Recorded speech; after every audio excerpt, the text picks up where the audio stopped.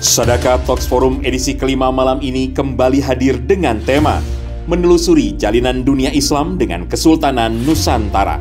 Dengan narasumber, dosen sejarah di International Islamic University of Malaysia, Dr. Alwi Alatas, dan penulis disertasi tentang dakwah Sunan Bonang, Dr. Isa Ansori. Hadirin dan pemirsa, kita sambut moderator Sadaka Talks Forum, Bang Afwan Riyadi.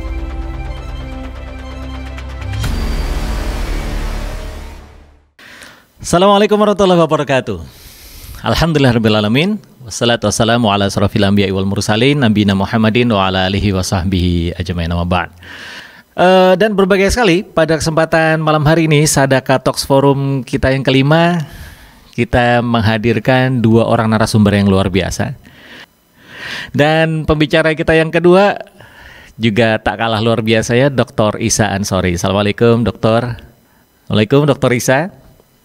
Waalaikumsalam warahmatullahi wabarakatuh. Bagaimana kabar Ustadz? Sehat? Alhamdulillah sehat. Baik Ustadz. Ya, kedua pembicara ini adalah sejarawan-sejarawan yang terkemuka, bahkan cukup diakui dalam dunia internasional. Mengapa kita membahas tentang sejarah? Karena kita ketahui sejarah adalah jati diri bangsa dan kita ingin tahu sebenarnya jati diri kita sebagai manusia Indonesia dan Nusantara ini seperti apa sih.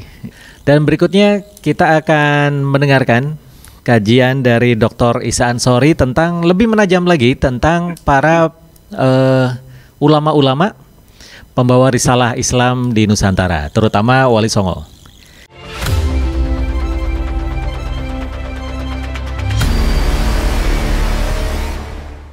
Ya, sedikit saya sampaikan, pembicara kita di sesi kedua ini Dr. Isa Ansori adalah penulis disertasi tentang dakwah Sunan Bonang, sehingga kita bicara soal Wali Songo sangat tepat dengan beliau. Beliau S1 di Sejarah Universitas Pajajaran, Unpad, kemudian S2 di Pemikiran Islam Universitas Muhammadiyah Solo, UMS, dan S3 beliau di Pendidikan Universitas Ibnu Khaldun Bogor. Baik, kepada Dr. Isa Ansori, waktu dan tempat kami persilakan. Baik, terima kasih. Bismillahirrahmanirrahim. Assalamualaikum warahmatullahi wabarakatuh. Alhamdulillahirabbil alamin. Alhamdulillahilladzi arsala rasulahu bil huda wa dinil haq liyuzhirahu 'ala ad-dini kullih wa kafa billahi shahida.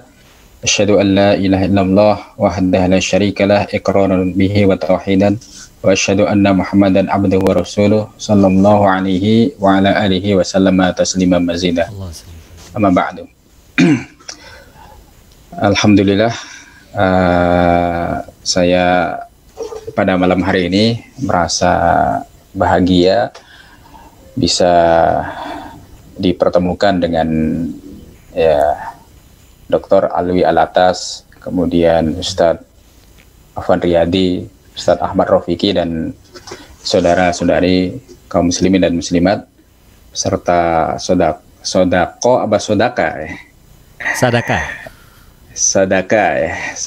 Talks Forum. Semoga pertemuan malam hari ini bisa memberikan manfaat bagi kita semuanya, bisa menambah pemahaman kita terhadap sejarah umat Islam di dunia pada umumnya ataupun juga umat Islam di negeri kita yang kita cintai ini. Karena ketika bicara tentang sejarah, pada hakikatnya kita bicara tentang ingatan. Dan kita tahu orang itu kalau banyak mengingat, insya Allah dia akan lebih selamat daripada orang yang banyak lupa. Banyak lupa ya kadang akan menyebabkan salah jalan ataupun salah dalam mengambil satu keputusan. Baik, saya tampilkan dulu slide-nya. Saya diberi amanah untuk menyampaikan materi tentang para penyebar Islam di Nusantara. Sebagaimana yang sudah disampaikan oleh beliau Dr. Alwi Alatas, sebenarnya tema ini juga merupakan tema yang sangat luas sekali. Karena kalau kita tahu negeri kita ini negeri yang cukup luas, dari Sabang sampai Merauke dan dikurangi Timor Leste dalam beberapa tahun terakhir ini. Jadi kalau kita bicara tentang siapa saja yang berjasa dalam menyebarkan Islam di Nusantara, ya, dari barat sampai timur, ya, Saya yakin kita perlu waktu yang cukup lama, bahkan kajian ini juga mungkin kalau ditulis butuh bisa menjadi buku yang berbab-bab ya. Nah, tetapi insya Allah saya pada malam hari ini akan menyampaikan gambaran secara umum, mungkin menyambung apa yang tadi sudah disampaikan oleh Dr. Alwi Alatas, bahwa ketika kita bicara tentang Islamisasi Nusantara, sebenarnya Islamisasi Nusantara ini merupakan bagian dari Islamisasi dunia secara umum.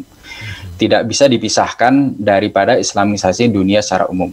Jadi benar bahwa sejak lama ada satu jaringan yang menghubungkan negeri kita dengan negeri-negeri yang lainnya. Terutama ketika kita bicara tentang Islamisasi, jaringan tersebut menghubungkan negeri kita dengan Timur Tengah, jaringan ulama ataupun juga jaringan ilmu. Nah, Islamisasi ini merupakan proses yang membentuk jaringan panjang di dunia Islam. Mengutip perkataan Wycliffe, dia mengatakan bahwa Islamisasi adalah proses, bukan peristiwa, dan masih berlanjut hingga sekarang. Dalam proses ini, Islam mencari akar yang lebih dalam dan pengaruh yang lebih kuat dalam masyarakat Muslim. Jadi sebenarnya kalau kita bicara tentang Islamisasi, Islamisasi negeri kita ini belum selesai. Apa yang sudah dilakukan oleh ulama kita sekian abad yang lalu itu masih terus berjalan. Bahkan kita sebagai generasi yang lahir pada zaman ini, kita punya kewajiban untuk melanjutkan perjuangan para ulama kita dalam melakukan Islamisasi di negeri kita.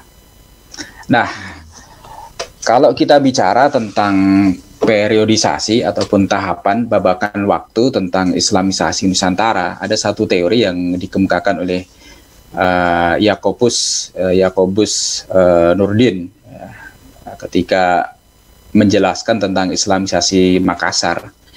Tetapi saya lihat sebenarnya teori ini juga berlaku bukan hanya di Makassar saja, berlaku di tempat-tempat lain di Nusantara, atau bahkan secara umum berlaku juga di Nusantara. Yang pertama, ketika kita bicara tentang Islamisasi Nusantara, periode pertama adalah periode kedatangan Islam. Periode ini dimulai dengan adanya kontak antara daerah yang diislamkan dengan orang Islam. Dan kontak ini biasanya terjadi melalui perdagangan. Karena sebagaimana tadi sudah dijelaskan oleh Dr. Alwi Alatas, hubungan dagang antara luhur kita dengan orang-orang yang ada di tempat lain, termasuk juga yang ada di bagian barat, ya, di Persia, Jazirah Arab, bahkan sampai Afrika Timur, itu sudah lama terjalin, bahkan sejak agama Islam belum datang diperkenalkan ke negeri kita. Kemudian yang kedua, periode yang kedua adalah periode penerimaan Islam. Periode yang kedua ini ditandai dengan adanya raja yang berpengaruh yang masuk Islam, yang kemudian diikuti oleh rakyatnya. Karena di negeri kita berlaku semacam aturan yang tidak tertulis, agama raja itu adalah agama rakyat. Kalau rajanya misalkan dia beragama Buddha, maka rakyat akan ikut agama raja. Nah, ketika rajanya pindah agama masuk Islam, maka banyak rakyat yang juga ikut pindah agama, ikut masuk Islam sebagaimana rajanya.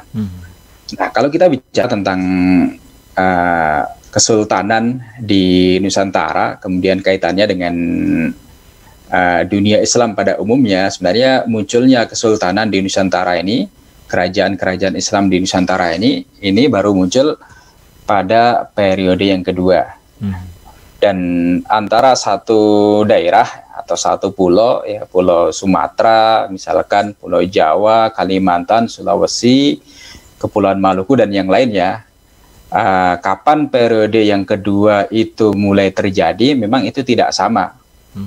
Bagian yang paling barat, ya wilayah yang paling barat yaitu wilayah Sumatera, tentu lebih awal dibandingkan dengan wilayah yang lebih timur. Kenapa demikian? Karena memang wilayah Sumatera ini merupakan wilayah yang ada di jalur yang ramai dilalui oleh para pedagang, termasuk juga para pedagang Muslim. Sehingga wajar kalau kemudian wilayah Sumatera ini menjadi wilayah yang lebih dahulu menerima kedatangan Islam, dan rajanya pun atau lebih dahulu muncul kerajaan atau kesultanan Islam di sana.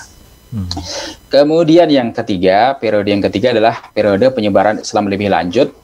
Nah, ini terjadi ketika sudah muncul kerajaan Islam atau kesultanan Islam.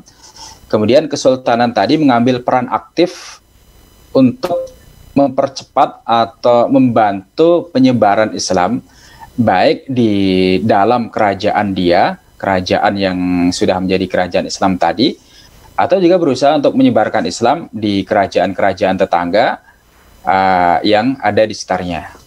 Nah, makanya ya penyebaran Islam lebih lanjut atau periode ini terjadi ya ketika kerajaan yang telah menerima Islam itu lantas menjadi pusat penyebaran Islam selanjutnya ke daerah sekitarnya atau ke pedalaman. Nah, saya tidak akan bicara tentang masalah periode yang kedua, periode di mana munculnya kesultanan-kesultanan di Nusantara, ya karena masalah ini tadi sudah disampaikan oleh Dr. Alwi Alatas, ya. Tapi saya akan berbicara tentang periode yang pertama, ya, periode kedatangan Islam yang memang di beberapa tempat, terutama di Jawa, itu membutuhkan waktu yang sangat lama sekali. Kenapa demikian? Karena memang Islam masuk ke negeri kita itu dibawa oleh para dai, bukan oleh para mujahid. Bukan masuk melalui ekspansi gerakan jihad atau ekspansi militer, tetapi melalui gerakan dakwah yang dakwahnya pun juga dilakukan secara damai, sehingga wajar kalau kemudian membutuhkan proses yang cukup menantang, butuh waktu yang tidak sebentar, dan penuh dengan berbagai liku-liku. Nah, tentang hubungan dagang Nusantara dan Timur Tengah, ya, pada awal abad pertama Masehi, orang Arab sudah membangun pemukiman di pantai barat Sumatera, antara Padang dan Bengkulu. Orang Arab juga sudah lama menjalin hubungan dengan orang Jawa. Akan tetapi, kapan orang Arab pertama kali mengunjungi Jawa tidak jelas, alias tidak diketahui secara pasti. Karena mereka ini diketahui sejak berabad-abad sebelum Masehi telah mendatangi wilayah timur.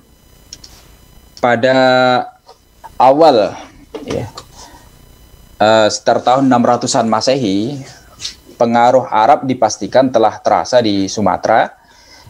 Kemudian ada sebuah perdagangan penting terjadi antara Thailand, Sri Lanka hari ini, dan Arab dalam komoditas lada, emas, perak, dan timah telah cukup berkembang. Ini bisa kita lihat di bukunya Donald McLean Campbell, Java Past and Present.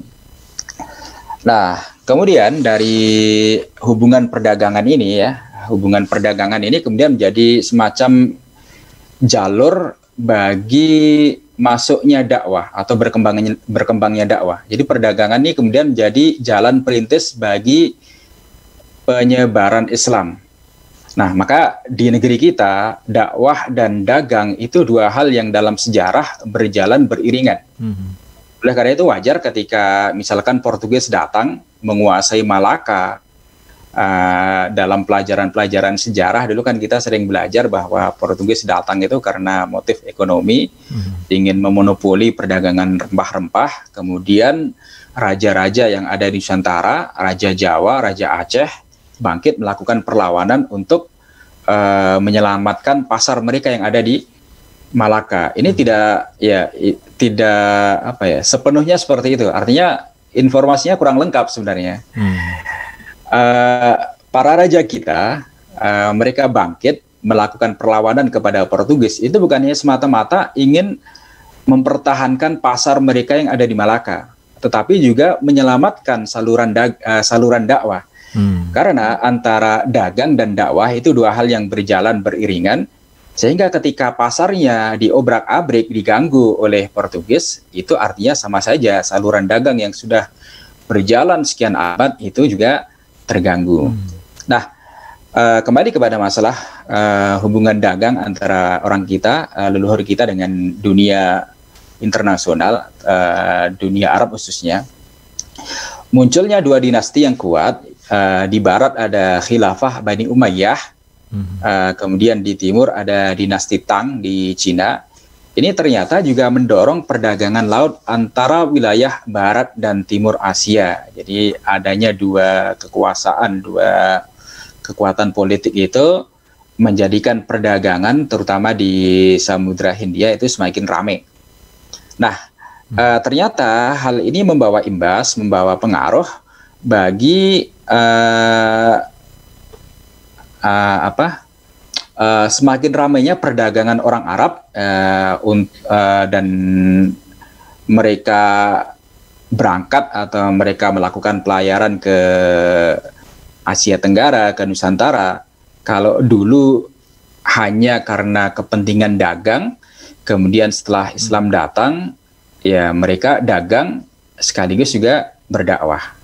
Dan sebenarnya aktivitas dagang dan aktivitas dakwah itu, ya kalau kita perhatikan ya ada banyak hal kemiripan ya. Orang berdagang itu kan dia dituntut untuk bisa meyakinkan calon pembelinya agar mau membeli barang yang dia dagangkan. Demikian juga seorang dai ya. Dia juga dituntut untuk bisa meyakinkan mat'unya agar mau menerima materi dakwah yang dia sampaikan. Nah, ini kalau kita lihat jalur perdagangan di Samudra Hindia. Jadi sebenarnya dari abad ke-9 Masehi sampai abad ke-15 ya, yang menguasai perdagangan di Samudra Hindia ya, dari Asia Tenggara atau dari bahkan sampai Cina ya, sampai Laut Cina, sampai Afrika Selatan ya, sampai Madagaskar dan sekitarnya, itu rata-rata adalah pedagang Muslim. Makanya pada saat Portugis berhasil melalui Tanjung Harapan, pada waktu itu Portugis ingin mencari jalan ke Asia, ingin mencari jalan ke India. Begitu melalui Tanjung Harapan di Afrika Selatan, orang-orang Portugis ini kaget. Ternyata di Samudra Hindia ini sangat ramai sekali dan mereka mendapati banyak sekali orang-orang Moor, ya, sebutan untuk orang-orang Muslim oleh orang-orang Portugis. Nah, kalau kita bicara tentang kapan sih sebenarnya Islam pertama kali masuk, ya dulu di pelajaran sejarah ada beberapa teori yang sering ya bisa kita baca, tetapi saya tidak akan mengkaji atau mengulang teori-teori tersebut ya. Ada satu catatan yang dikemukakan oleh Grunewald, catatan dari dinasti Tang yang sezaman ya, dinasti Tang ini sezaman dengan khilafah Bani Umayyah di barat, yang menyebutkan kunjungan orang-orang Tashi ke Cina. Tashi ini istilah yang dipakai oleh orang Cina untuk menyebut orang Arab dan orang Muslim. Jadi kenapa Arab atau Muslim dalam lisannya orang Cina kok bisa jadi Tashi ya, saya juga nggak tahu. Tapi memang masing-masing bangsa itu punya problem ketika mereka harus menyebut kata-kata yang asing bagi telinga mereka. Bukan hanya orang Cina ya, orang kita pun juga seperti itu ya. Ya contohnya ya, misalkan kita punya teman namanya Bagus-Bagus Ibrahim, disingkat jadi Boim. Saya punya tetangga di kampung. Di sana orang biasa menyebut tetangga saya itu Ibu Ocoh. Dia asli orang Bandung, orang Cimahi. Dan nama Ocoh itu di Jawa itu namanya nggak lazim. Kemudian suatu ketika saya tanya ke orang tua saya, Pak, sebenarnya siapa sih nama tetangga kita itu? Aslinya siapa? Oh, itu namanya aslinya Hafsoh. Ya, Hafsoh bisa berubah jadi Ocoh. Ya.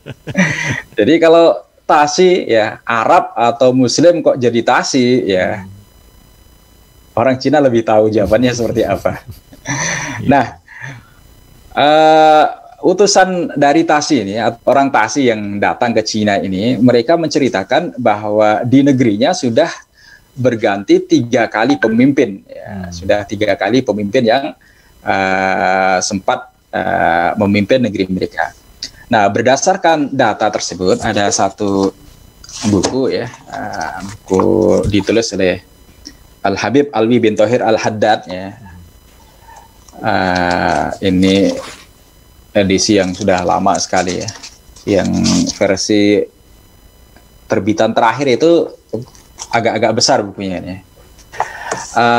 Beliau menyatakan bahwa Islam pertama kali masuk Nusantara itu melalui Aceh pada abad ke-7 Masehi atau abad pertama Hijriah, sekitar tahun 30-an Hijriah, yaitu pada masa kekhilafahan Utsman bin Affan. Jadi tadi orang-orang Tashi yang datang ke Cina, mereka melalui jalur laut, itu pasti singgah di Aceh. Karena memang pada waktu itu tradisinya seperti itu. Perjalanan laut pada waktu itu masih menggunakan kapal yang masih sangat sederhana, yang mengandalkan angin. Jadi kalau anginnya misalkan kurang menguntungkan bagi pelayaran, ya para pelayar itu akan singgah terlebih dahulu. Turun ke darat sambil menunggu angin yang bisa mengantarkan mereka pada perjalanan berikutnya. Nah, dari situ kemudian kalau ditanya sebenarnya siapa penyebar Islam yang pertama kali di Nusantara? Jadi kalau kita mengacu pada keterangannya Grunewald atau juga pada penafsiran yang disampaikan oleh Al-Habib Alwi bin Thohir Al-Haddad, maka pendakwah pertama Islam ke Nusantara adalah para utusan Khalifah Utsman tadi yang singgah di Aceh dalam perjalanan ke Cina. Artinya utusan itu bukan diutus ke Aceh secara resmi, ya, karena tujuan sebenarnya adalah ke Cina. Nah, kemudian siapa utusan itu atau orang-orang yang datang ke Cina di zaman kekhilafahan Utsman bin Affan itu namanya siapa? Ya, tidak ada keterangan nama-nama pendakwah pertama Islam di Nusantara, ya. Jadi kalau kita mencari nama, ya, itu kita tidak akan menemukan nama-nama mereka itu siapa dalam catatan lama, ya, baik catatan yang berasal dari dinasti Tang atau mungkin dalam prasasti yang sezaman, ya, itu kita tidak akan pernah mendapatkan nama-nama tersebut. Nah, makanya mungkin 2 tahun atau 3 tahun yang lalu, ya, saya sering sekali ditanya, ya, ada broadcast yang sering di-share lewat grup WA itu tentang nama-nama sahabat yang pernah datang ke Nusantara untuk mendakwahkan Islam. Di antara adalah Ali bin Abi Thalib, kemudian ada Abdullah bin Mas'ud, kemudian ada Ja'far bin Abi Thalib dan sebagainya. Saya ditanya, ini benar apa enggak, ya? Ya, saya sampaikan, saya nggak pernah mendapatkan para sejarawan berpendapat seperti itu. Jadi kalau kita kaji sirah Nabawi, ya, misalkan Ali bin Abi Thalib. Ali bin Abi Thalib itu kan sahabat yang selalu mendampingi Rasulullah. Selalu menjadi pendamping Rasulullah. Dan setelah Rasulullah wafat, beliau mendampingi Abu Bakar. Abu Bakar wafat mendampingi Umar. Umar wafat mendampingi Utsman. Utsman wafat, beliau menjadi khalifah dan kemudian dibunuh oleh Abdurrahman ibn Muljam. Jadi pertanyaannya, kapan beliau datang ke Nusantara? Kemudian Ja'far bin Abi Thalib itu lama tinggal di Habasah. Baru pulang ketemu Rasulullah itu setelah penaklukan Khaybar. Kemudian setelah itu beliau ikut berangkat dalam salah satu ekspedisi perang, ya, saya lupa itu perang apa, dan beliau gugur di situ, gugur di dalam peperangan tersebut. Jadi pertanyaannya, kapan beliau sempat-sempatnya datang ke Jawa? Jadi kalau, ya, kita bertanya nama-nama, ya, orang yang pertama kali mendakwakan Islam ke Nusantara, ya, barangkali, ya, lebih tepat kalau kita menyebut mereka adalah pahlawan tak dikenal. Jadi namanya tidak dikenal, tetapi jasanya luar biasa.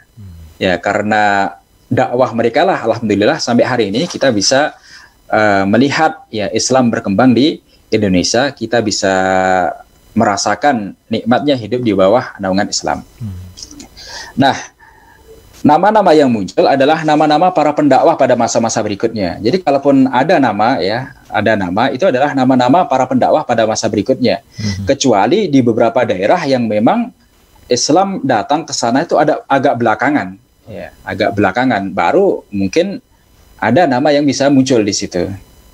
Nah, di antara yang sukses membangun jaringan dakwah di Nusantara adalah kaum Alawiyin, anak keturunan dari Imam Ahmad Isa al-Muhajir. Imam Ahmad Isa al-Muhajir ini kan keturunan dari Ali bin Abi Thalib, dari Al-Husain bin Ali bin Abi Thalib, dan beliau lama tinggal di Basrah. Nah, ketika Basrah beberapa kali dilanda kerusuhan, ya, ada konflik politik di sana. Kemudian juga ada masalah penyebaran Syiah di Basrah. Kemudian beliau mengajak keluarganya untuk hijrah dari Basrah kemudian ke Madinah, dari Madinah kemudian lanjut ke Mekah, kemudian dari Mekah lanjut ke Yaman sampai kemudian menetap di daerah Hadramaut. Nah, kemudian ya dari silsilah ya anak keturunan Imam Ahmad bin Isa al-Muhajir inilah rata-rata wali songo itu berasal.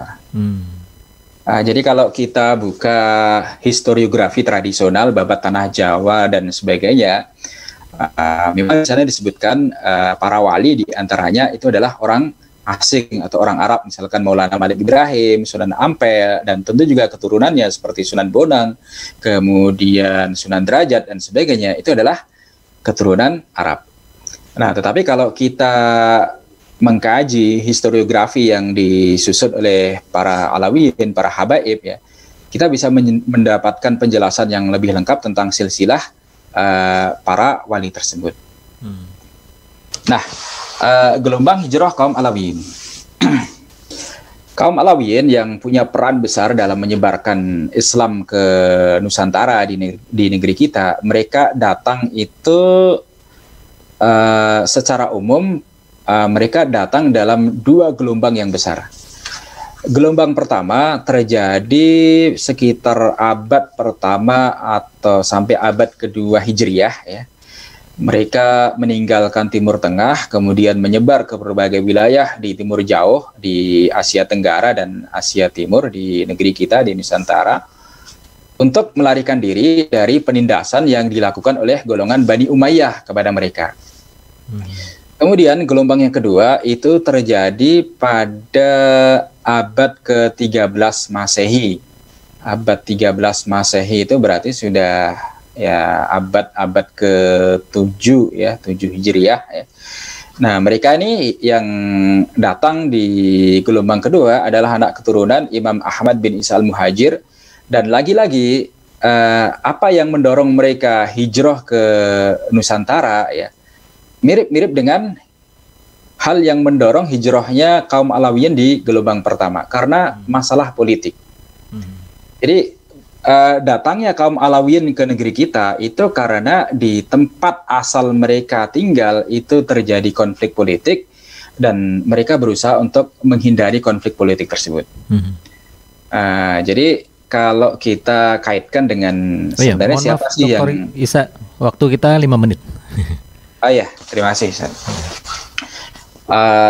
Beberapa waktu terakhir ini kan ya teman-teman kita kan ramai ya mendiskusikan tentang siapa yang mengutus para dai ya, termasuk yang mengutus Wali Songo, dan dibangun narasi yang mengutus mereka adalah Khilafah Thuriqi Utsmani ya.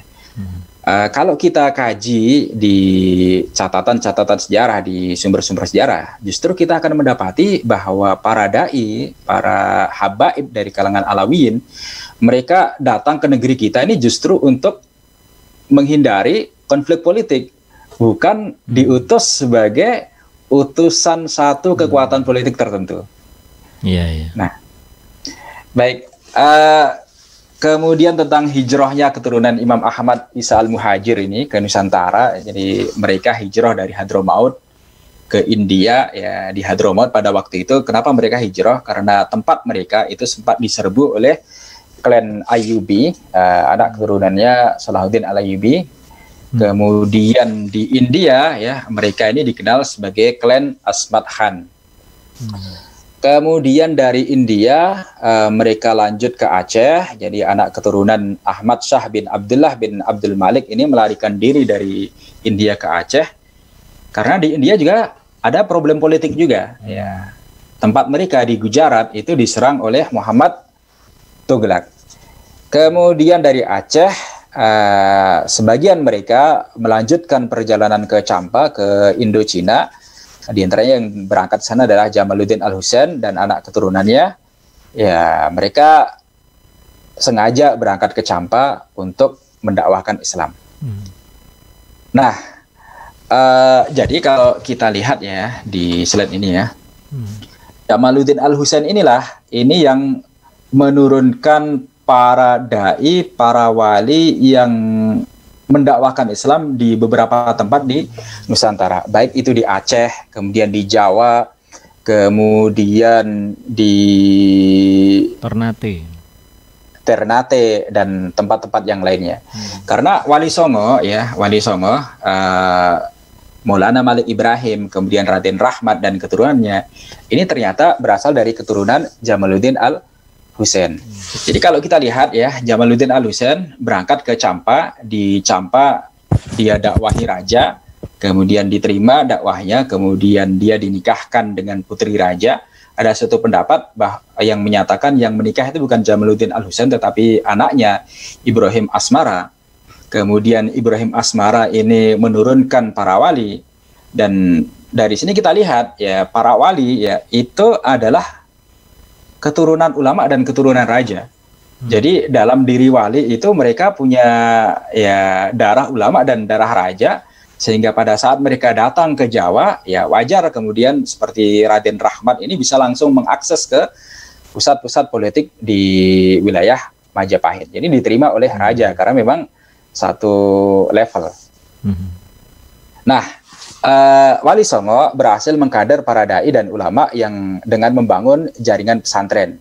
Setelah selesai belajar di pesantren, para alumni pesantren ini biasanya akan menyebar ke berbagai daerah, entah untuk melanjutkan belajar ke pesantren lain atau mendirikan pesantren sebagaimana dicontohkan oleh gurunya. Jaringan pesantren yang dibangun oleh Wali Songo punya peran besar dalam memperluas dan mempercepat Islamisasi Nusantara. Nah, kalau kita lihat ya di slide ini, ya, ini misalkan jaringan pesantren Sunan Ampel. Pesantren Sunan Ampel ini menurunkan dua pesantren besar, pesantren Sunan Giri, pesantren Sunan Bonang. Nah, pesantren Sunan Giri ini santri-santrinya ini menyebar, kemudian mereka berdakwah di Sulawesi, ya, di Goa Talo, Makassar dan sekitarnya, berdakwah kepada orang Makassar, orang Bugis. Kemudian dari Sulawesi ada juga yang berangkat ke Kutai, Kalimantan Timur. Kemudian dari santri Giri ini ada yang berangkat ke Bima, ada yang berangkat ke Hitu, ke Ternate. Kemudian juga pesantren Sunan Ampel ini menurunkan pesantrennya Sunan Bonang. Yang pesantrennya Sunan Bonang ini juga menurunkan santri. Kemudian ada ada di antara santri yang memang tidak punya pesantren tetapi melakukan dakwah keliling, dan hasil dari dakwah keliling itu ada juga dari santrinya yang kemudian membangun pesantren sebagaimana guru-guru mereka, dan sampai kemudian menurunkan pesantren yang masih eksis sampai hari ini. Misalkan pesantren Gontor, kita tahu pesantren Gontor ini punya ribuan alumni dan banyak sekali alumninya juga aktif mendirikan pesantren tersebar di banyak tempat di dalam ataupun juga di luar negeri. Dan ada juga pesantren Tremas di Pacitan, yang dari pesantren Tremas ini kita tahu ada satu tokoh yang sangat masyhur sekali, Syekh Mahfud At-Turmusi atau At-Tarmisi. Nah, jadi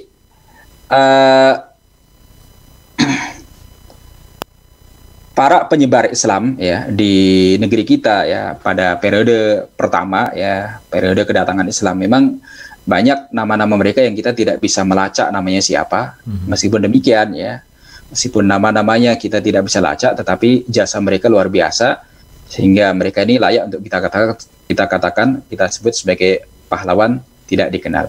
Nah, barangkali demikian bisa saya sampaikan pada kesempatan malam hari ini. Terima kasih atas perhatiannya. Selanjutnya saya kembalikan kepada moderator. Masya Allah. Jazakumullah khair jazak Dr. Isa Ansori atas pemaparannya tentang dakwah Islam di Nusantara. Ini memang sama dengan Dr. Alwi ya.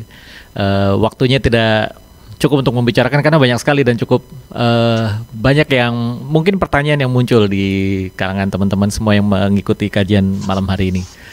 Tapi juga banyak juga pertanyaan yang sudah terjawab ya. Misalnya kenapa kok bisa mereka tiba-tiba diterima di kerajaan-kerajaan Nusantara? Ternyata karena memang mereka para ulama-ulama ini yang datang ke Nusantara bukan hanya sekedar ulama, tapi mereka juga para bangsawan gitu ya. Ada darah biru yang hadir sehingga secara sosial mereka setara. Dan juga terima kasih jazakallah khair jazak kepada rekan-rekan kita yang sudah mensupport acara kita pada kesempatan malam hari ini, dari Parfum Gue yang selalu mengerti karakter dirimu seutuhnya, wanginya sesuai dengan karakter kita. Dan juga terima kasih The Cuci yang bersih setiap waktu. Ini perusahaan pencucian karpet dan juga furniture. Kedua-dua perusahaan inilah perusahaan wakaf karena mereka men-share sebagian dari saham mereka untuk wakaf fisabilillah. Juga bagi para pemirsa sekalian yang jika ingin memberikan sedekahnya, menyalurkan sedekahnya, dapat melalui sedekah mulia melalui rekening yang ada di sini. Melalui Bank Syariah Mandiri 7333-333-133 atas nama Sedekah Palestina, BCA dan BNI Syariah, nomornya tertera di layar Anda, atau bisa menggunakan QR code yang di samping kiri. Bapak-bapak, ibu-ibu, saudara sekalian bisa tinggal men-scan QR code yang ada di kiri itu.